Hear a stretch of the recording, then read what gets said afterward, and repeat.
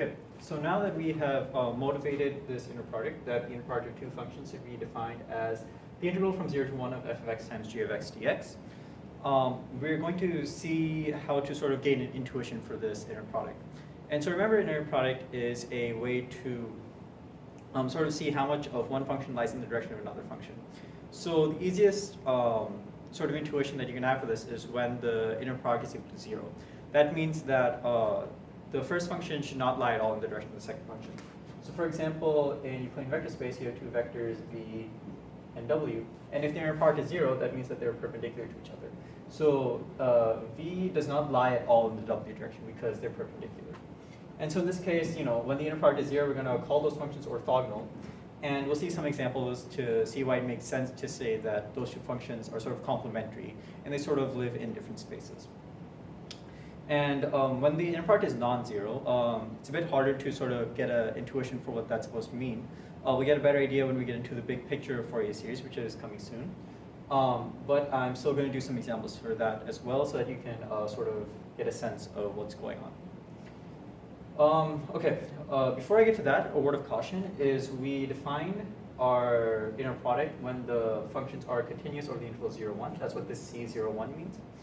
And so if you're working over a different interval, say CAB, then you're going to have to change your inner product to be the integral from the a to b of f of x g of x dx. And so this sort of makes sense because if you change the interval, then you're changing the vector space entirely. For example, if you have a function defined over 0, 1 and a function defined over the entire real line, how are you supposed to add those? Well, I mean, you could say that we will set the value of the first function to 0 everywhere outside the interval 0, 1. But there's not really a good reason to do that. For example, if you have a two-dimensional vector in and you put it into a three-dimensional space, what's the third component supposed to be? There's no real good reason to pick 0. Now, if you change the vector space, it should be obvious that you also have to change the inner product.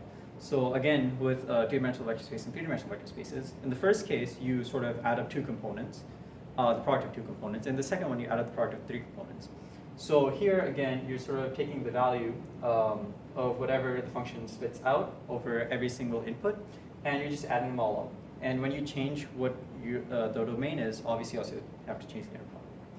So that's just something to keep in mind. We actually won't generally be working with 0, 1. For the next couple of videos, we're actually going to be working over the interval negative pi to pi, so I just wanted to point that out here. Okay, so a little footnote here from future me. Whenever I'm talking about f and g in this video, I say that they're continuous functions from the interval a and b. And go figure that the first examples that I use are where f and g are both discontinuous. So you can realize that this inner product definition doesn't really matter on if f and g are continuous, and really f and g can be any integrable functions. So it turns out that looking just at continuous functions is a bit too restrictive, and we can get a better viewpoint when we see things from a broader perspective and include things that are discontinuous. So the reason being is that even if we have a discontinuous function, we'll see later in some examples that we can still approximate it really well with Fourier series. And in a lot of applications, that's a useful tool to have. So in any case, instead of thinking about f and g as continuous functions, if that bothers you, you can think of them as being Riemann integrable functions over the interval a to b. However, that's also a lie, because that won't be the actual vector space that's useful for Fourier series. I might make a more technical video about it later, that'll be optional, but for the meantime, you can just think about it as functions that are sufficiently nice over the interval a to b. Which means that if we can do a calculation with it and get a nice enough answer, then we're going to include that function. And informally, that's the vector space. So that's fine for most of the video. There's one small technical point in the video where there's a problem from going to continuous functions to more general functions. I won't go into it because it's not really very helpful to keep in mind. But you can consider it a challenge problem to try and find where the little error is. And yeah, that's all. So without further ado, our first example is going to be the following functions. Let's say that you have f of x is going to be this function. So at 1/2, from 0 to 1/2, it takes the value 1, and then from 1/2 to 1, it takes the value 0.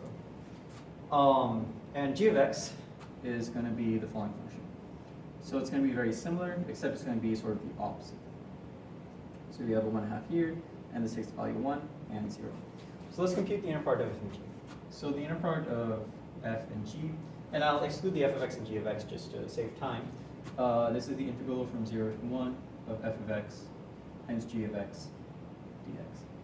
So since these are piecewise functions, we can split this integral up into the two different components. This is 0 to 1/2 of f of x g of x dx plus the integral from 1/2 to 1 of the same thing. X. Okay. So let's look at what these two come out to be. So the integral of f of x and gx on the interval 0 to 1/2, we'll notice that g is equal to 0 on this interval. So the product here is going to be 1/2 times 0, which is 0. So this thing inside is going to be 0. So the entire integral is going to be equal to 0. Now the second half is going to be 0 here because f of x is 0 on the interval from 1/2 to 1. But g of x is equal to 1/2. So this is again 0 times 1/2, but that's 0. And since the integrand is 0, the entire integral is 0. So we have 0 plus 0 is equal to 0. So we said that when the inner product of two things is equal to 0, that sort of means that f doesn't have any part in the g direction. They have no overlap with each other. And here, it's sort of clear to see why they have no overlap with each other. Whenever f is not equal to 0, g is equal to 0. But whenever f is equal to 0, g is not equal to 0. Or I guess I should say whenever g is not equal to 0, f is equal to 0. So now let's look at a third function. Let's say h of x. H of x. And this is going to be this function. So at 1/2, before that it takes the value 2. After that it takes the value -1. And this is going to be 0. So compare the inner product of h with f, for example. So the inner product of h and f is going to be equal to, let's see, the integral from 0 to 1/2. I'll just split up the integral right away. dx plus the integral from 1/2 to 1 of f of x is h of x dx. Okay. So let's see what these should come out to be. So on the interval 0 to 1/2, f of x is 1 and g of x is, and h of x is 2. So this integrand is going to be 2. And so we're integrating 2 on the interval from 0 to 1/2. And so that is going to be 2 times 1/2, which is 1. And here again, because f of x is 0 on the interval 1/2 to 1, this should just be 0. Right? And so that means that this is going to be 1 plus 0, which is equal to 1. Okay, so let's note that down here, that the inner product of h and f is equal to 1. So notice that this is not equal to 0, and that's because this sort of has a non-zero region where both of them, this sort of has a region where both of them are not equal to 0. So there's a part of h that sort of lies in the f direction, and that's this first half. That's what this is trying to say. And I'll leave it to you to check that the inner product of, I guess I'll write the other way, h with g. So what is that supposed to be equal to? -1/2. So notice that this inner product is negative. So what's the difference between inner product being positive and negative in Euclidean space? Well, let's say that we have these three vectors, u, v, w. So if we take the inner product of u and v, then that's going to be positive because v points sort of in the same direction as w. Sorry, v points in the same direction as u. But if we take the inner product of u and w, then that's going to be negative because w points sort of in the opposite direction of u. Or at least like when you project it down into the u line, v points in the same direction while w points in the opposite direction. Here, similarly, if you think about it, on the interval 0 to 1/2, f and h are both positive. So this inner product should also be positive.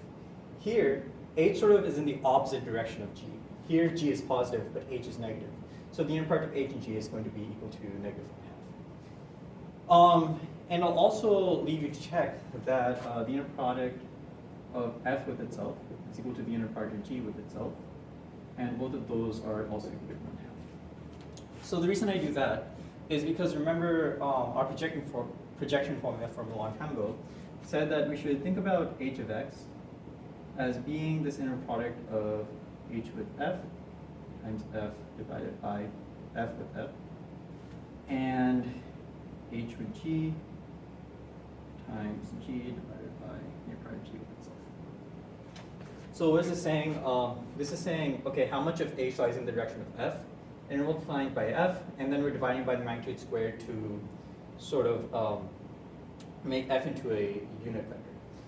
So here, the inner product of f with itself, you can sort of think about that as the length of f squared. And here the inner product of g with itself is the length of g squared.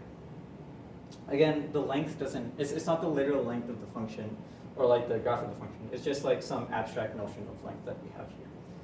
But if we sort of look at this formula blindly and we see what it says, then, well, this should be f of x, g of x. Let's see what this does. So this over here is going to be equal to 1 divided by 1/2, so that'll be 2 f of x. And then this over here will be negative 1/2 divided by 1/2, so that'll be minus g of x. Okay, so here we have that h of x equals to f of x minus g of x. We got this as a result of just looking at the inner products, right? But over here, if we look at these functions, we see that h of x is indeed 2 times f of x, which is this first half, minus g of x, which is the second half, right? So here we're already starting to like see the power of the inner products, that we can express functions in terms of other functions just by looking at the inner products of our function with those other two. And so this is a general idea that we're going to see later with Fourier series. So with those examples out of the way, I want to give you another more subtle example of why the inner product of something would be 0. In this example, I want you to keep in mind something like 1, 1, dotted with the vector, I should not use single brackets, I guess. 1, 1, dotted with the vector negative 1, 1. That is equal to 0. So in this case, it's not something like 1, 0 dotted with 0, 1 is equal to 0. This is something that is analogous to what we just looked at, where it's non-zero on one component, 0 on the other component. This one, it's non-zero everywhere. But those parts sort of cancel out to make these two vectors still perpendicular. So this next example sort of exemplifies that. And we're going to look at a different interval. Instead of c 0, 1, we're going to look at c negative 1, 1, just to sort of get some practice with this. And our two functions are going to be f of x is equal to x squared, so right there. And g of x is going to be equal to x, so like that. Okay. So let's compute the inner product of f and g. So inner product of f with g is equal to, if we look at this definition over here, this is the integral from negative 1 to 1 of f of x times g of x dx. Okay. So what is the value of these two guys? Well, this is x squared, this is x, so it's the integral from negative 1 to 1 of x cubed dx, right? Because it's just x squared times x, which is x cubed. So this should be x to the 4th divided by 4, divided from negative 1 to 1. That's 1/4 minus 1/4 is equal to 0. So you see here again that f of x and g of x also have an inner product of 0. So what's the intuition as to why these two functions should have no overlap? Well, you might be able to see it immediately. This is an even function. Well, this is an odd function. So even functions and odd functions behave fairly differently. And so it sort of makes sense as to why x squared sort of has no component in the direction of x, or in other words, why the inner product is 0. So in the other case, it sort of exemplified that something like this, where the components were 0. Over here, it sort of exemplifies like an even versus odd characterization of the functions, and it's sort of analogous to this case where the components aren't 0, but the vectors still end up being orthogonal. So this sort of situation where you take the inner product of even function and odd function, that'll also show up when we talk about Fourier series. And it'll be a really easy way to show that cosine of x and sine of x are orthogonal, for example. So yeah, now that we have sort of given, hopefully, some sort of intuition behind this inner product, I want to finish off this video by discussing that this inner product does indeed satisfy the axioms that we had in the last video of what an inner product should satisfy.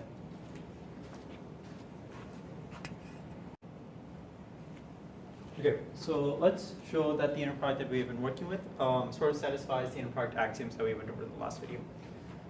So this is a bit out of order, I think, than what I showed over there, but they're the same axioms. So the first one I'm going to go over is positive definiteness.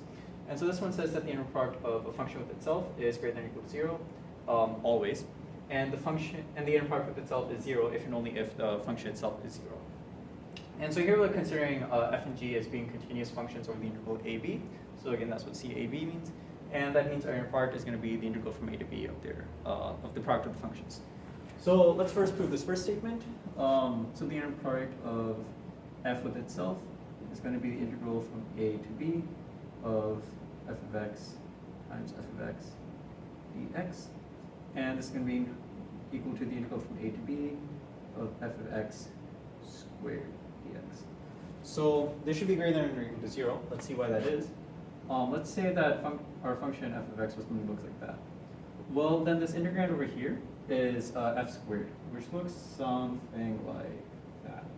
So regardless of if f is positive or negative at some value, f of x squared is always going to be positive. And so since this integral is just the area under here, the area is going to be positive, so this is going to be greater than or equal to 0. So now what about this condition, that if the inner part is equal to 0, then f is equal to 0? Well, let's look at what happens. Let's say that the function was not 0 at some point. So let's say, in the most extreme case, the function is 0 almost everywhere and has this little blip over here, and then it's 0 again.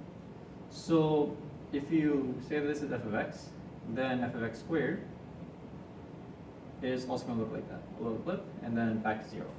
And here, the integral, there's going to be a little bit of area with it. And even if like this was a little bit below the x-axis, that's the same thing. There's a little bit of area. And so since f of x squared is always positive, the only way that you would have 0 area under this curve is if the entire thing was flat. In other words, f of x is equal to 0.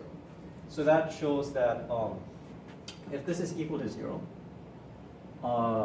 then since this is positive, this thing has to be, or non-negative I should say, this thing has to be 0 for all x because it's a continuous function. And so that means that f of x itself must be 0. So that proves these first two statements. This one, I guess I'll do as well. So the inner product of f plus g and h.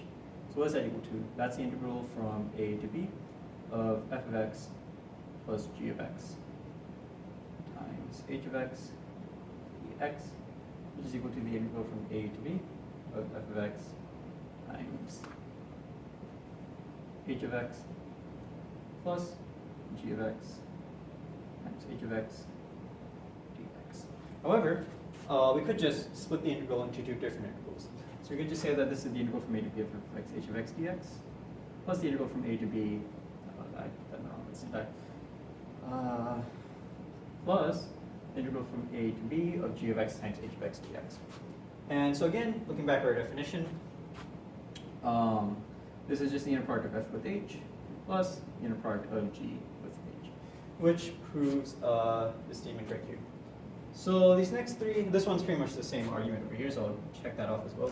And these next two, I'll leave you to verify for yourself, which says that if you have some real number and you scale f by that value, so for example, maybe f is x squared and g is x to the fourth, and if you instead look at the inner product of 2x squared with x to the fourth, and that's the same thing as first looking at x squared and x to the fourth and then multiplying by 2. And this one just says that it's symmetric, which means that if you take the inner product of f of x and g of x, then you're also taking the inner product of g of x with f of x. So that should be the same thing. So if this is like x squared and x to the fourth, that should be the same value as x to the fourth and x squared. And these two, I think, are fairly obvious if you understand what I did over here. And so it shouldn't take too long to understand why those hold. So if you want, you can go back to the last video and see what each of these properties implies in terms of Euclidean space, and sort of see if you can imagine the same sort of picture in terms of functions. So in the next video, we're going to finally get into trigonometric series and show that sines and cosines are orthogonal with each other with respect to this special inner product. And that sort of formed the basis, I guess pun intended, of what we're going to do afterwards.